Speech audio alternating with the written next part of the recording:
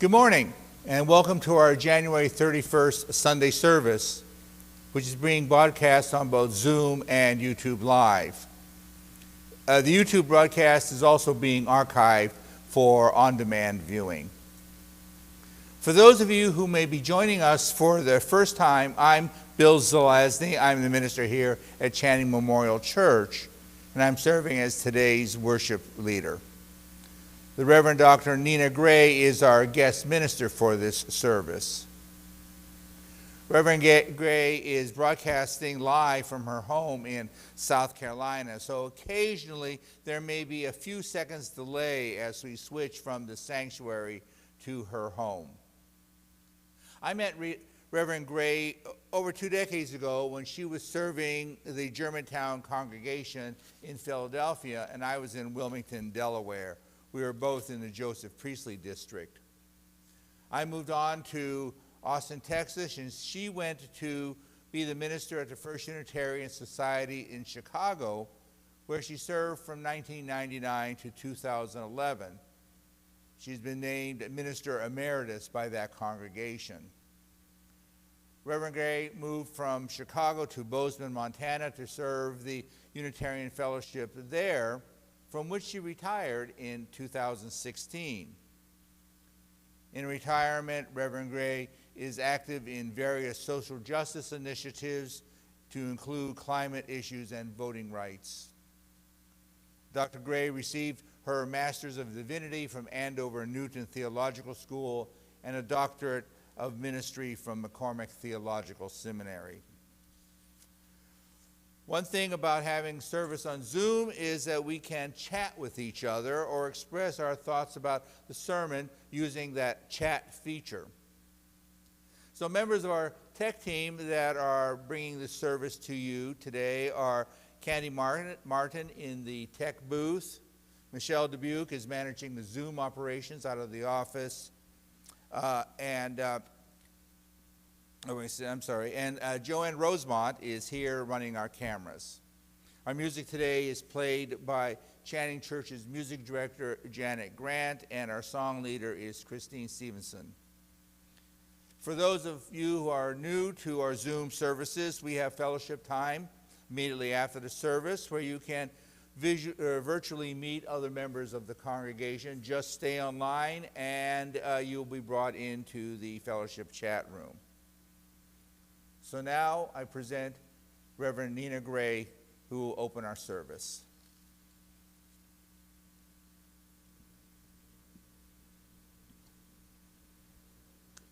Albert Schweitzer wrote, "At times our own light goes out and is rekindled by a spark from another person.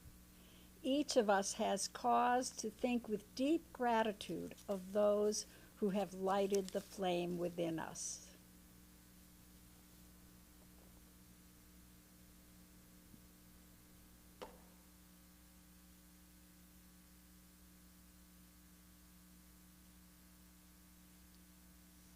In times of darkness, we look for a bright flame to illuminate our way. In times of cold, we seek the warming fire. In times of repression, we reach for a lamp of truth. In times of needing hope, we look for a light to guide us. In times of joy, we light a candle in celebration. Spirit of life, we kindle this light. Help us find what we need this day.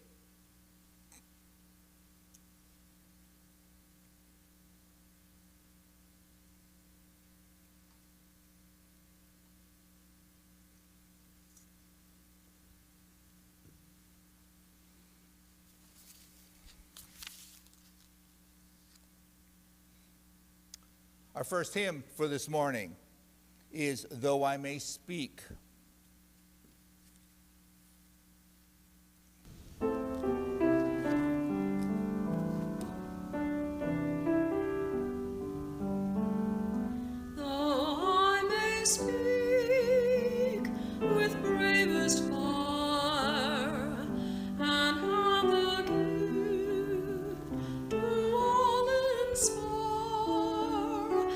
And have the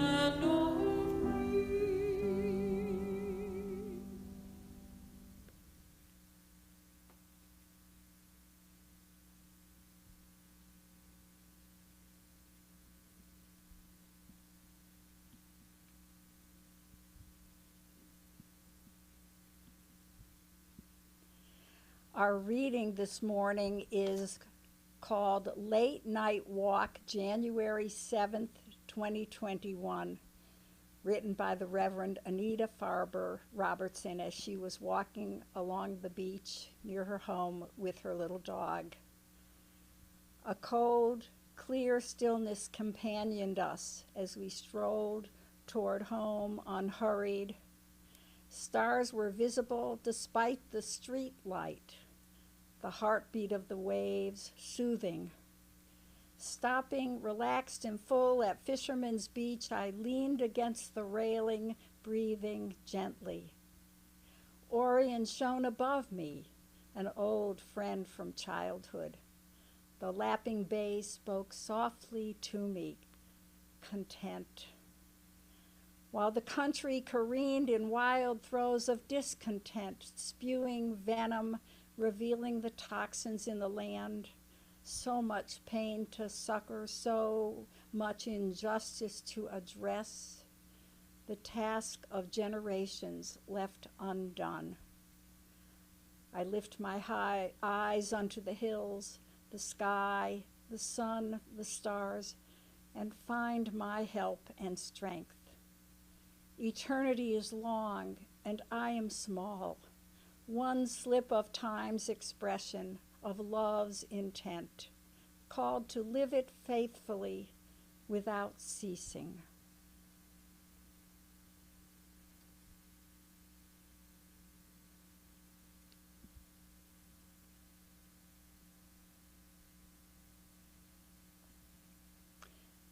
Let us enter into our prayer and meditation.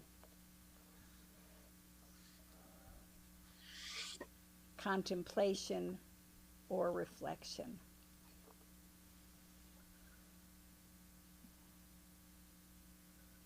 Spirit of love, ground of our being, you who are known by many names and none, we are gathered here in community, in worship, separate, yet also together. We come from many places, and some of us have been lonely, some yearning for solitude, some glad for a new person or thing or idea or hope, some sorrowful for a new or perhaps older worry or loss, challenge or stress. We may be grieving the death of a beloved or caring for one who is ill.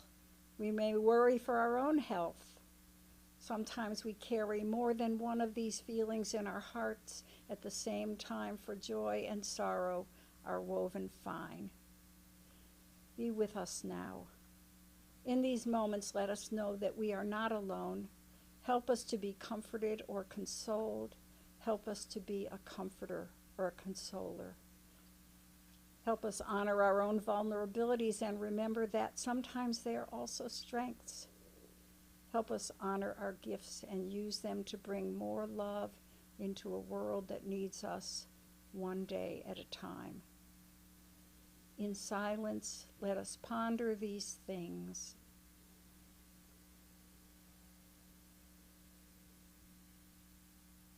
Amen, and blessed be.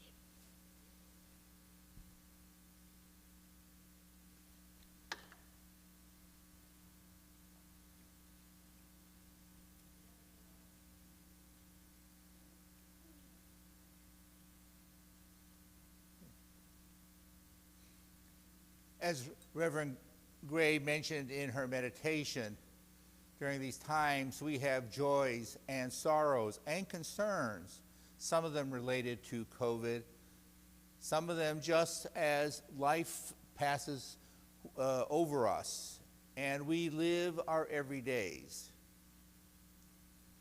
So I am going to now light the candle in honor and recognition of all of our joys and sorrows and concerns and gratitudes.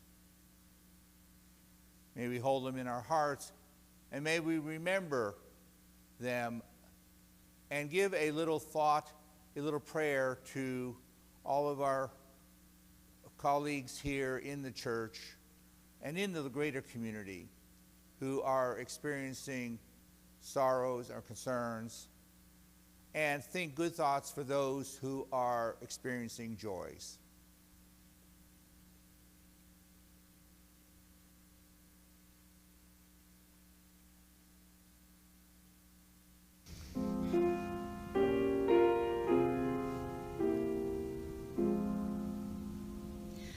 Find a stillness, hold a stillness, let the stillness carry me. Find the silence, hold the silence, let the silence carry me. In the Spirit, by the Spirit, with the Spirit giving power, I will find true harmony. Seek the essence, hold the essence, let the essence carry me. Let me flower, help me flower, watch me flower, carry me.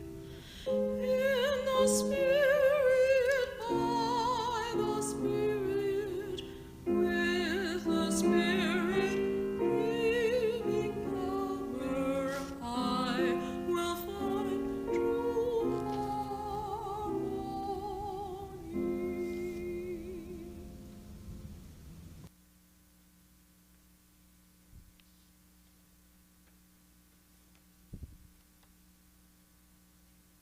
Good morning, Reverend Bill, Channing you folks, members, friends, and visitors. It is good to be together. I especially want to thank Reverend Bill for inviting me and helping me be aware of the ins and outs of your worship now that we are all virtual. And thank Janet for collaboratively helping me think about the hymns, and Candy and Michelle for guiding me through the Zoom process. Though as Bill reminded me, I already knew him, not that I'd forgotten, before I traveled here this morning through magical teleportation. You and I don't know each other, so I'd like to begin with a personal story that relates to our service theme, From Where Springs Our Hope. My dad died when I was 10, and I responded to his death by denial, partly believing that he wasn't really dead and I was dreaming. I don't know how many young people react that way when they lose a parent. The other part of me did well in school, fought with my older brother, ignored my younger sister way too much and for too long. With a therapist's help when I was 19 and at NYU, I broke through the denial and began the path toward acceptance. When my mom died, I was 25, and another therapist helped me recover. He suggested I reach out to my grandmother. I did, and that helped. Sharing both tears and laughters with my sibling helped too, as I sought to recover from my grief. And then finding and joining the Hartford, Connecticut UU Church and reading Sam Keene's To a Dancing God, all these things helped me to discover meaning and hope in the making of promises and trying to keep them, and also in the gifts of everyday life, sunlight, water, friends, activity with church friends seeking peace and justice. But in my early 30s, the Cold War and the fear of nuclear war and nuclear winter and a deepening awareness of death drove me into a periodic despair, wondering what could my life mean if it might end so soon. I was then and am a mom, and thinking about my young daughter helped me too, helped me to hang on in those dark times. I read The Existentialist and resonated with the idea of life's absurdity and the need to take a leap of faith and create my own meaning, but I couldn't get there. The experience of Albert Camus, that in the midst of winter he found within himself an invisible summer, was not my experience, at least not until 1975. In 1975, I was standing near the campsite with my then man friend of 6 years. We had many honest conversations. He was like a mother figure. I had lost my own so young. He accepted me without judgment, as my mother used to do. And as with her, we could talk about anything. Only sometimes he broke promises that I had been counting on. And at the campsite where we were, he told me he was not going to go on the trip we had planned for a very long time. Something else had come up. It was one too many times, and I felt deserted, that I could not count on him, who had been the bulwark I thought that I needed. I took a walk along the path, bordered on each side by trees, but I was oblivious, lost in the deepening of my despair. And then something made me look to the right and notice a birch tree with white bark, like a tree that had been in my front yard before we had moved. And I touched the bark, and I felt suddenly an opening of my heart and my soul, a powerful awakening to my life as a gift. I knew in that moment that my life was meaningful and that I would find my purpose. So I began to say to the universe, okay, universe, since my life is a gift, what shall I give back to life? And a few months later, this same friend, who, although I felt deserted by him, we still were good friends and cared about each other. And we were riding together home from the ski area where we both worked. And near the top of Mount Tom, either he said, why don't you become a Unitarian Universalist minister? Or I said, I know, I will become a Unitarian Universalist minister. And the words Unitarian Universalist minister floated toward me in the air, and I realized that this was my purpose. This was calling me. This was my sense of hope beyond despair. And even today, when I remember, I still feel the chill of that truth. In the midst of winter, I had finally found within me an invincible summer, an enduring hope. But even enduring hopes need sustaining. And this is what we are thinking about this day. From where is it and how is it that in the face of daily suffering, national and personal economic stress, loneliness and sometimes depression and despair, we can encounter, we can discover and create and even sustain our hope. Our new president, President Biden, tells us he finds hope in possibilities, and in his faith that if we all work together, there is nothing we or American cannot do.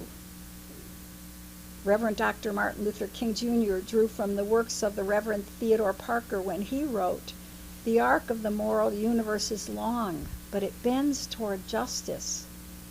The earlier figure, Parker, a transcendentalist who hid slaves on the Underground Railroad, said it this way, "I do not pretend to understand the moral universe. The arc is a long one. My eye reaches but little ways. I cannot calculate the curve and complete the figure by the experience of sight. I can divine it by conscience, and from what I see, I am sure it bends toward justice." But does it? And is it true, as President Biden proclaims, that if we Americans work together, we can accomplish anything? In just 2 days, it will be Groundhog Day. That moment when the groundhog, represented in the United States by Punxsutawney Phil or in England by the badger, emerges from hibernation to check out whether he can see his shadow. In other words, when will spring, which is the solar and spiritual beginning of new life and new hope, arrive? The classic film Groundhog Day and its depiction of the same day repeating over and over suggests that it is kindness and compassion that will bring us to a new day. As Bill mentioned, in COVID times, so many people are suffering and we are not exempt, and days do sometimes seem to repeat themselves as we suffer from our own or a loved one's illness, having a dear one die alone, afraid that may be our destiny, grieving alone or almost so, perhaps experiencing isolation and loneliness, facing economic hardship as so many are, such stresses leading to fear and perhaps a good deal of hopelessness. When some of my friends happily posted on Facebook that they got their first vaccine shot, by the way, I posted that too, others responded with yay or congrats, and still others expressed a yearning for when they can get theirs. And some expressed resentment because they too are yearning for the opportunity, but distribution is confusing, and with new variants, the pandemic begins to seem endless. With the inauguration on January 20th, many of us breathed sighs of relief, but also we have seen the January 6th insurrection of our U.S. Capitol and heard the lies and the conspiracy theories and the hateful threats, words, and actions even within our own Congress. The rise of white supremacist extremism and violence, the racism and anti-Semitism, and the continuing resistance to meeting people's needs. Well, friends, sometimes I wake up with a bit of fear, wondering what's next. Perhaps some of you do too. The words of Ecclesiastes come to mind. What has been will be again. What has been done will be done again. Concluding, there is nothing new under the sun. But is there nothing new under the sun? My call and my deep faith in a vision of reverence for life, respect for the spark of divinity in every living being, and justice for all, learned at my parents' knees and affirmed in our faith, steer me toward other thoughts, that while progress is not inevitable, but rather uncertain, there is still possibility. Yes, 2 steps forward, 1 back, 2 steps forward, sometimes 3 back. Thoughts come to me, not that we can do anything at all if we are doing it together, but it is really possible that we can make a significant difference if we do work together. Our principles are, for many of us, a North Star, even if we rarely live them perfectly. I agree with UU ethicist Sharon Welch, who encourages a moral life despite the lack of guarantees. My mom was 8 when the 19th Amendment passed, and it did so because of the activism of suffragists and some male supporters. After emancipation, it took the 14th and 15th Amendments to give the vote to black men, but for many decades only on paper. It was the faith and the activism of King and so many others that led to the Voting Rights Act of 1965. There have been many steps back since then and recently, including the 2020 attempts to overturn the votes of people of color in urban cities within battleground states. As the African-American political scientist Melissa Harris Perry learned from her father, the struggle does continue. In the new year, many think about and even resolve to aim for healthier family relationships, better ways of communicating. We may wish for more civic engagement and even greater efforts at bending that moral arc toward justice. We may need support as we try to make small changes, as we seek to create and recreate more meaningful and purposeful lives. In every life there are both joys and sorrows, hardship and gladness. We may want to strengthen our resilience, find ways to sustain ourselves in hard times. The way forward can be messy for sure, and we may not always feel the hope that can spur and inspire us.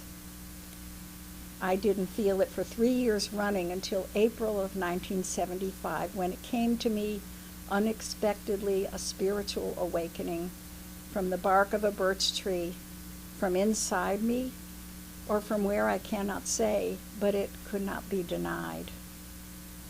From where does hope spring that inspires and sustains us? It's not the same for everyone, or even for anyone over a lifetime. A few days ago, I had a WhatsApp conversation with my cousin Naomi. She's a retired psychologist and an Orthodox Jew, and I am a retired UU minister and both Unitarian Universalist and Jewish. We talked about how hope comes from our participation in religious community and in other relational groups, our families, our circles of friends. Studies show that people who participate actively in their religious communities and other groups do better in multiple ways. They are part of mutually supportive groups with shared values. Studies also show that when we read devotional or inspirational literature, poetry, prayer, and stories, our brain waves change. And when we move into spaces that bring us a sense of awe and wonder, we are uplifted. I was driving home from my allergy shop Friday, taking a different route than usual, a winding road with lovely trees, some evergreen and some with bare branches, and breathing in their abundant and stark beauty. Gratitude for life filled my heart and strengthened my resolve to care for the earth that cares for us, and deepened my sense of hope in the possibilities that we working together for the earth can make a significant difference. When we hear the stories of prophetic women and men who act for justice with courage, we can claim a larger vision of our own possibilities. Albert Schweitzer wrote, "At times our own light goes out and is rekindled by a spark from another person. Each of us has cause to think with deep gratitude of those who have lighted the flame within us." In my early adult life, I had cause to think with deep gratitude of the counselors I saw who sat with me in my pain and offered caring and wisdom. The existentialists were at least partly right. If we are not sure that what we do for the sake of peace or reconciliation or justice will make a difference, we can take a leap of faith, decide to believe in the possible, and act as if it will. Joanna Rogers Macy, a peace activist, led workshops on despair and personal power in the nuclear age many years ago, and I attended one. I remember her teaching us to open our hearts so that we could feel the pain of those who were suffering. A Buddhist by practice, now she inspires a growing cadre of environmental leaders who teach group practices and inspire action for the planet and its beings. She still says that we must be able to feel the grief and the sorrow of the animals, the people. Open hearts lead us to greater compassion, reminding us that hope doesn't always arrive by magic. She encourages a life of intention. In Hebrew, kavanah. We create and recreate hope by the steps we take in community with others. In her book, Active Hope, How to Face the Mess We Are In Without Going Crazy, she teaches ways to do that, creating step by step. Envisioning our successes not only as the completion of large transformative goals, but rather savoring small successes along the way. She writes, "There are steps we take that often don't get counted, like the choice of where to place our attention. Just noticing that things are seriously amiss is a step on the journey. If we care enough to want to do something, that is also a significant mini victory." In 2011, I had just started my ministry in Boseman, Montana after leaving Chicago, and having volunteered as a phone bank captain in Chicago for a candidate, I wanted to start up a Boseman campaign for that same candidate. So I organized a meeting, and 35 people showed up.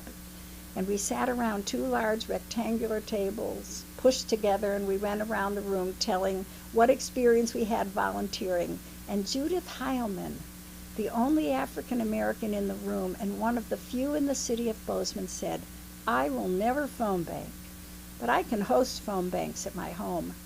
And she did, providing wonderful snacks. After 3 or 4 of those phone banks, she said, "Well, maybe I can try phone banking." She'd watched us and listened to us and imagined the possible. Once she started, she was a natural, and soon she was the leader of the campaign. Judith started a small volunteer organization, the Montana Racial Equity Project. She did this on a shoestring.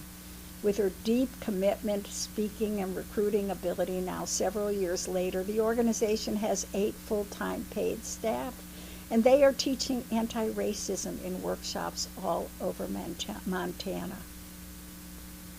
My granddaughter Hannah, who inspired my climate ministry, has built her little multi-generational, multiracial, multi-gender performance company into one that practices compassion, bridge building, and activism for racial and climate justice.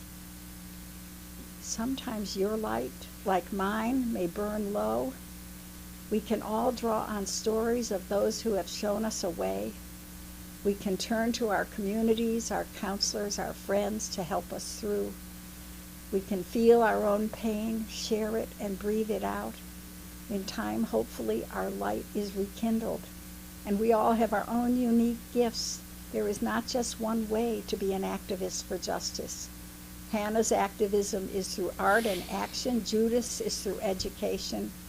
We can create hope and inspire hope in others, noting what our gifts are, developing and sharing them alongside and with others, being intentional about where we place our attention, acting one step at a time. We can help bend the arc. May it be so. Amen, and blessed be.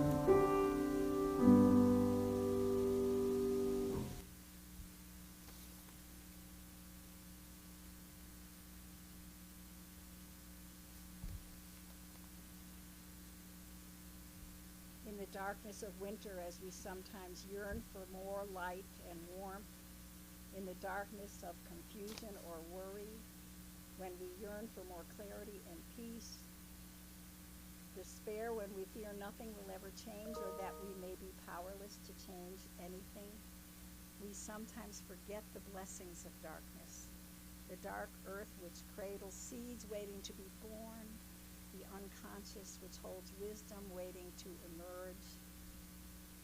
Groundhog Day is also the pagan holiday of Imbolc, halfway between winter and spring, a holiday that portends more hope.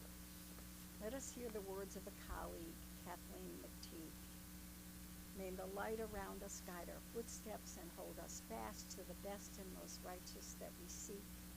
May the darkness around us nurture our dreams and give us rest so that we may give ourselves to the work of the world. Let us seek to remember the wholeness of our lives, the weaving of light and shadow in this great and astonishing dance in which we move.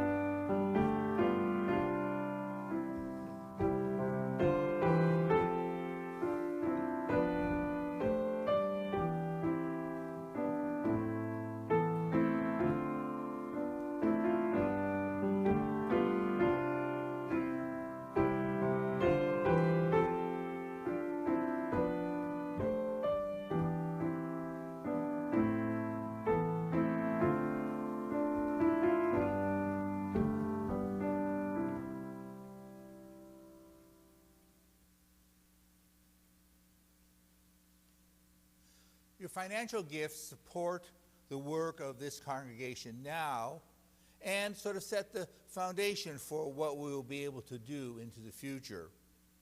It is with deep gratitude that we receive your pledge contributions. They all help Channing Church meet its ongoing financial obligations. But I'm going to suggest now, perhaps this morning you might play a game of picture this. So, picture this. You are sitting in the pew and having the wood collection basket or plate passed in front of you. And then picture this. You open your purse or wallet to put a few dollars into the collection plate as it goes by. And now perhaps picture this. After the service, you go and write a check and put it in the mail as sort of your version of putting the money into the plate for the contribution. This extra gift will definitely help our congregation with its financial obligations. Just want to let you know that next week is the first Sunday of the month, and with the first Sunday of the month, we have our Fun First Sunday. And so what I'm going to suggest that we do as a congregation for our Fun First Sunday is make Valentines for each other. Now, you can send out Valentines to each other if you wish, but I'm just going to suggest that you perhaps take a crayon or a colored pencil or scissors and some tape or glue and make a Valentine card that we can show each other during the early part of the service. I think that would be fun to do something like that. Think back of how we used to do that when we were children, making Valentine's cards for everyone.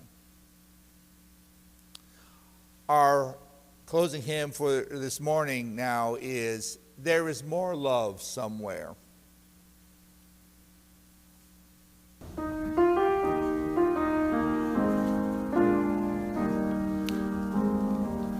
There is more love somewhere. There is more love somewhere. I'm gonna keep on till I find it. There is more love somewhere. There is more hope somewhere. There is more hope somewhere. I'm gonna keep on till I find it. There is more hope somewhere.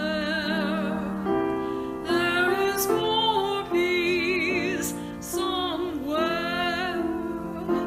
There is more peace somewhere. I'm gonna keep on till I find it.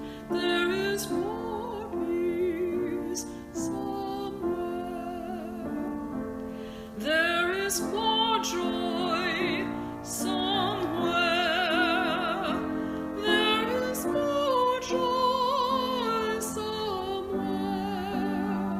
I'm gonna keep on till I find it. There is more joy somewhere.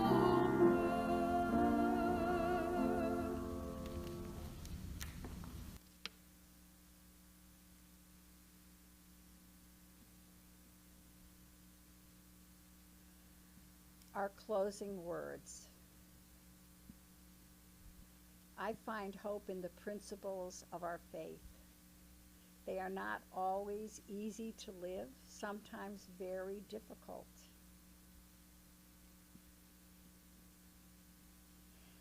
How can we respect the worth and dignity of those with whom we disagree so profoundly?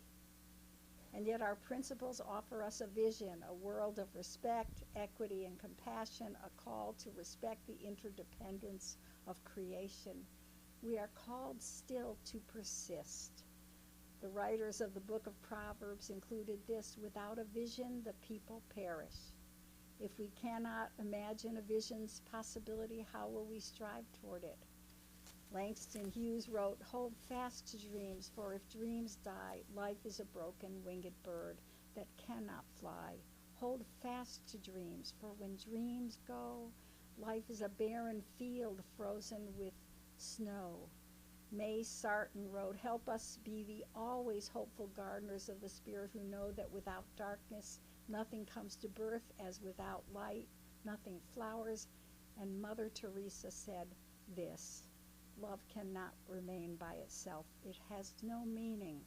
Love has to be put into action, and that action is service. Whatever form we are, able or disabled, rich or poor, it is not how much we do, but how much love we put in the doing, a lifelong sharing of love with others." Amen.